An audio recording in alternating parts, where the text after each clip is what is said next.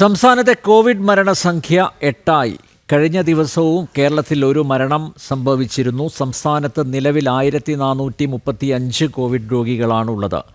24 മണിക്കൂറിനിടെ 35 പേർ രോഗബാധിതരായ. വിവരങ്ങളുമായി പ്രജിത്ത ചേരുന്നു. പ്രജിത്ത, കോവിഡ് രോഗികളുടെ എണ്ണവും അതുപോലെ മരണ വിവരവും, എത്ര പേർ മരണപ്പെട്ടു എന്ന വിവരവും സംസ്ഥാന സർക്കാർ ഒളിച്ചുവെക്കുകയാണ്. അതേസമയം കേന്ദ്ര ആരോഗ്യ മന്ത്രാലയം കൃത്യമായിട്ടുള്ള കണക്കുകൾ പുറത്ത് വിടുന്നുണ്ട്.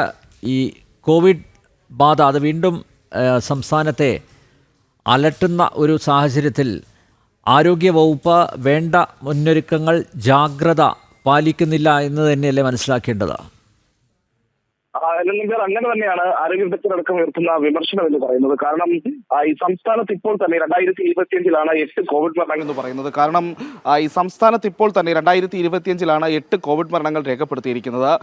8 കോവിഡ് മരണങ്ങൾ തന്നെ സംഭവിച്ച മഹാരാഷ്ട്രയിലാണ് കേരളത്തിനൊപ്പം രാജ്യത്ത് തന്നെ ഏറ്റവും അധികം കോവിഡ് മരണങ്ങൾ ഈ വർഷം നടന്നിട്ടുള്ളത് എന്നുള്ളതാണ്. കഴിഞ്ഞ ദിവസം ഒരു 24 വയസ്സുകാരി കേരളത്തിൽ കോവിഡ് മരിക്കുന്നു എന്നുള്ളൊരു സാഹചര്യം കേന്ദ്ര ആരോഗ്യ മന്ത്രാലയം റിപ്പോർട്ട് ചെയ്തിരുന്നു.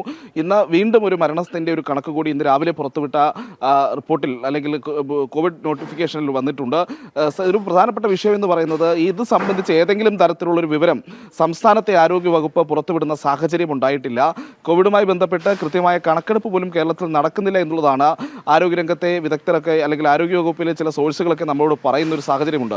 അതായത് സംസ്ഥാനം കൃത്യമായ ഒരു കണക്കും രേഖപ്പെടുത്തുന്നില്ല. കോവിഡുമായി ബന്ധപ്പെട്ട് ഏതെങ്കിലും രീതിയിലുള്ള ഒരു സർവൈലൻസ്, ഒരു നിരീക്ഷണം സംസ്ഥാന സർക്കാർ നടത്തുന്നുണ്ടോ എന്ന് ചോദിച്ചാൽ ഇല്ല എന്നുള്ളത് തന്നെയാണ് മറുപടി. ഇതിപ്പോൾ കേന്ദ്രമാണ് ഈ കണക്കുകൾ ക്രോഡീകരിക്കുന്നതും പുറത്തുവിടുന്നതും എന്നുള്ള സാഹചര്യം കൂടി നിലനിൽക്കുന്നു. 8 മരണങ്ങൾ എന്നുള്ളത് ഒരു ചെറിയ കണക്കല്ല. പ്രത്യേകിച്ച് 35 പേർക്ക് പുതിയതായി രോഗം പിടിപെടുന്ന സാഹചര്യത്തിൽ ഒരാൾ മരിക്കുന്നത് അതൊരു പ്രധാനപ്പെട്ട വിഷയം തന്നെയാണ്. കോവിഡുമായി ബന്ധപ്പെട്ട് സംസ്ഥാന സർക്കാർ തുടർച്ചയായി പറഞ്ഞുകൊണ്ടിരിക്കുന്നത്, കേരളത്തിൽ ഇപ്പോൾ വ്യാപിക്കുന്ന ഈ JF7 വകഭേദത്തിന് സംസ്ഥാനത്ത് ഒരു വ്യാപിച്ചുകൊണ്ടിരിക്കുന്ന രോഗബാധ അതാണ്. പക്ഷേ അതിന് കാര്യമായ തീവ്രത ഇല്ല എന്നുള്ളതാണ്. വലിയ അസുഖങ്ങളുള്ളവർക്കും ഈ കോമോബിഡിറ്റീസ് എന്ന് പറയുന്ന രീതിയിൽ അനുബന്ധ രോഗങ്ങൾ കൂടുതലായി ഉള്ളവർക്ക് മാത്രമാണ് കുറച്ചെങ്കിലും ആശങ്കപ്പെടേണ്ട ഒരു സാഹചര്യം ഉള്ളത് എന്നുള്ളതാണ്. എന്നാൽ കഴിഞ്ഞ ദിവസം ഒരു 24 വയസ്സുകാരി ഈ രോഗം ബാധിച്ച് മരിക്കുന്ന ഒരു സാഹചര്യം ഉണ്ടായിട്ട് കൂടി സംസ്ഥാന സർക്കാർ ഏതെങ്കിലും രീതിയിൽ അല്ലെങ്കിൽ ആരോഗ്യവകുപ്പ് ഏതെങ്കിലും രീതിയിൽ അത് ജനങ്ങളെ അറിയിക്കാനുള്ളൊരു നടപടി സ്വീകരിച്ചിട്ടില്ല എന്നുള്ളൊരു വലിയ പ്രശ്നം നിലനിൽക്കുന്നുണ്ട്.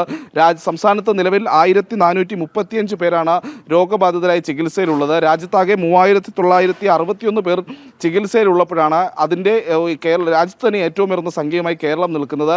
അപ്പോഴും ഇത് സംബന്ധിച്ച് ഏതെങ്കിലും രീതിയിലുള്ള ഒരു കോവിഡ് ബുള്ളറ്റിൻ പുറത്തിറക്കാനോ നിലവിലത്തെ സാഹചര്യം ജനങ്ങളെ ബോധ്യപ്പെടുത്താനോ സംസ്ഥാന സർക്കാർ തയ്യാറാകുന്നില്ല എന്നുള്ളൊരു സാഹചര്യമുണ്ട്.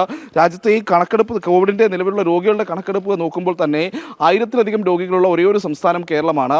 മറ്റ് സംസ്ഥാനങ്ങളിൽ ഇപ്പോൾ കേരളം കഴിഞ്ഞാൽ ഏറ്റവും അധികം കോവിഡ് കേസുകൾ റിപ്പോർട്ട് ചെയ്യപ്പെടുന്നത് മഹാരാഷ്ട്രയിൽ നിന്നാണ്. മഹാരാഷ്ട്രയിൽ ഏതാണ്ട് 506 പേരാണ് നിലവിൽ രോഗബാധിതരായി ചികിത്സയിലുള്ളത്. രണ്ടാമതുള്ള ഡൽഹിയിലാകട്ടെ 483 പേരും. ഇപ്പോൾ മറ്റ് സംസ്ഥാനങ്ങളെ അപേക്ഷിച്ച് നോക്കുമ്പോൾ സംഖ്യ വളരെ കൂടുതലാണ് കേരളത്തിൽ കോവിഡ് രോഗികൾ എന്ന് പറയുന്നത്. കഴിഞ്ഞ ദിവസമൊക്കെ രാജ്യത്ത് റിപ്പോർട്ട് ചെയ്തതിൻ്റെ പകുതിയിലധികം പുതിയ കേസുകളും കേരളത്തിലായിരുന്നു എന്നുള്ളൊരു സാഹചര്യം കൂടിയുണ്ട്. അങ്ങനെയാണ് 8 കോവിഡ് മരണങ്ങൾ ഉണ്ടായിട്ടും ഇത് സംബന്ധിച്ച് ഏതെങ്കിലും രീതിയിലുള്ളൊരു അറിയിപ്പിനോ അല്ലെങ്കിൽ ജനങ്ങൾക്ക് ഒരു വിവരം നൽകാനോ സംസ്ഥാന സർക്കാർ തയ്യാറാക്കാത്ത സാഹചര്യമുണ്ട്. അതിനു വേണ്ടിയിട്ടുള്ള കൃത്യമായിട്ടുള്ള സർവൈലൻസ് നടക്കുന്നില്ല, കണക്കെടുപ്പ് നടക്കുന്നില്ല.